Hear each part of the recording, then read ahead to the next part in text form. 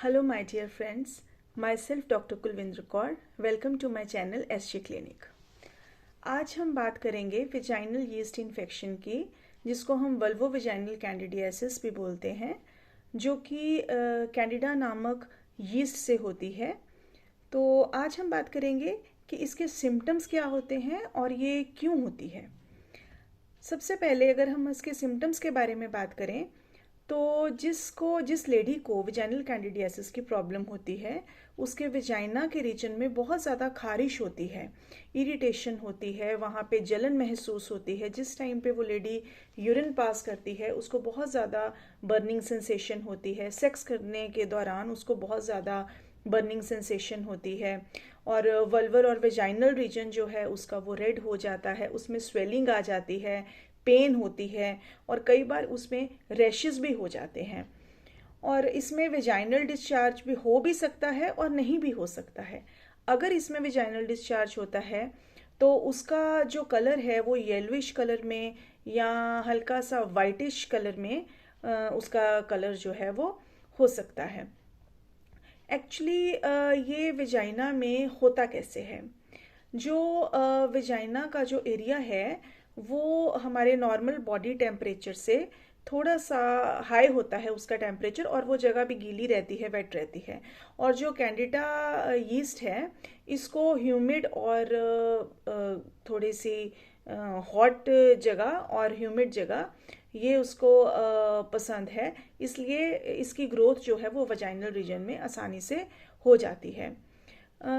इसके कई और कारण देखने को मिलते हैं, जैसे कि हार्मोनल इम्बैलेंस की वजह से अगर किसी के अंदर एस्ट्रोजन की मात्रा ज़्यादा है, एस्ट्रोजन हार्मोन की मात्रा ज़्यादा है, तो उसमें भी कैंडिडियासिस के चांसेस बढ़ जाते हैं। या अगर कोई ओरल कॉन्ट्रासेप्टिव पिल्स ले रहे हैं जो बर्थ कंट्रोल पिल्स होती हैं, तो उससे भी होने के चांसेस बढ़ जाते हैं। जो डायबिटिक लेडीज़ होती हैं, अगर उनकी अनकंट्रोल्ड डायबिटीज़ है, जिनकी कंट्रोल डायबिटीज़ है उनमें चांसेस कम होते हैं। लेकिन अगर किसी की अनकंट्रोल डायबिटीज़ है, जैसे कि कभी उनकी ब्लड शुगर लेवल बढ़ जाता है, कभी कम हो जाता है, तो ऐसे केसेस में जो ब्लड सर्कुलेशन है वो ठीक से नहीं हो पाता, जिससे जो WBCs हैं उसका जो कार्य है बैक्टीरिया को या फंगस को किल करने का, वो प्रॉपर ठीक तरीके से नहीं हो पाता है। इसके अलावा कुछ इम्यूनो कॉम्प्रोमाइज्ड लोग होते हैं जिनके अंदर इम्यूनिटी कम होती है, जो जिससे क्या होता है कि कोई भी बैक्टीरिया या कोई भी फंगस आसानी से उनकी बॉडी पे अटैक कर देती है, क्योंकि उनके अंदर बैक्टीरिया और फंगस से लड़ने की जो क्षमता है वो कम होती है। तो ऐसे केसेस में कैंडिडियासिस की प्रॉब्लम होने के चांसेस बढ़ जाते हैं, जैसे कि विटामिन डी की कमी से।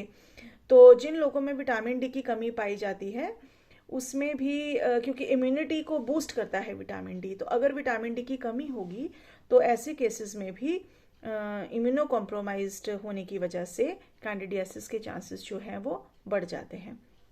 आजकल देखा जाता है कि बहुत सारी लेडीज़ जो हैं ये विजाइनल वॉशेस का रेगुलर बहुत ज़्यादा इस्तेमाल करती हैं, तो जिससे जो नॉर्मल विजाइना का फ्लोरा होता है, जिसमें एक लैक्टोबैसिलस नामक बैक्टीरिया होता है जो गुड बैक्टीरिया होता है विजाइनल रीजन में, वो ख़त्म हो जाता है, जिस वजह से कैंडिडा की जो ग्रोथ है वो वहाँ पे स्टार्ट हो जाती है। ऐसा ही अगर किसी लेडी को पेल्विक इन्फ्लामेटरी डिजीज़ होके हटी है, या उसके किसी के बार बार मिसकैरेजेस हो रहे हैं, तो ऐसे केसेस में भी जो विजाइनल फ्लोरा है वो डिस्टर्ब होता है, नॉर्मल अच्छे वाले बैक्टीरिया ख़त्म होते हैं, जिससे कैंडिडा की जो ग्रोथ है वो ज़्यादा हो जाती है। फिर जो प्रेग्नेंट लेडीज़ होती हैं उनमें कैंडिडा की इन्फेक्शन होने के चांसेस बहुत ज़्यादा होते हैं।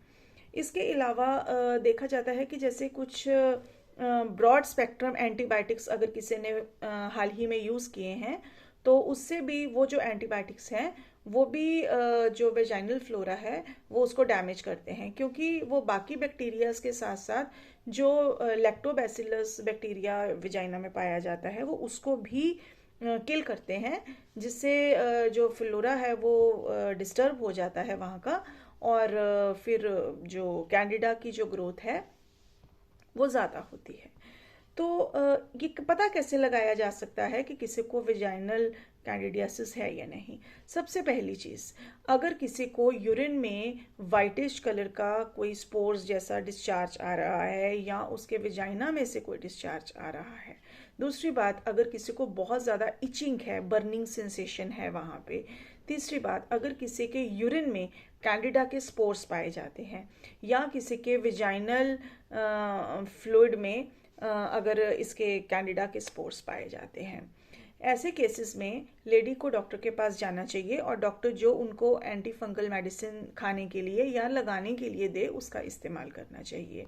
लेकिन ज़रूरी ये है कि ठीक टाइम पे डॉक्टर के पास जाके अपना ट्रीटमेंट प्रॉपर तरीके से करवाया चाहिए।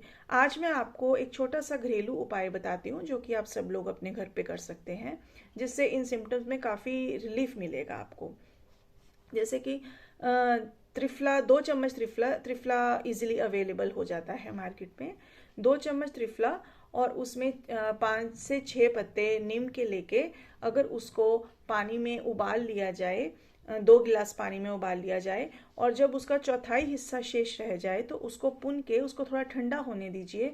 और ठंडा होने के बाद अगर उसको विजाइनल रीजन, उससे अगर विजाइनल रीजन को धोया जाए तो उससे काफ़ी इन सिम्टम्स में रिलीफ मिलता है।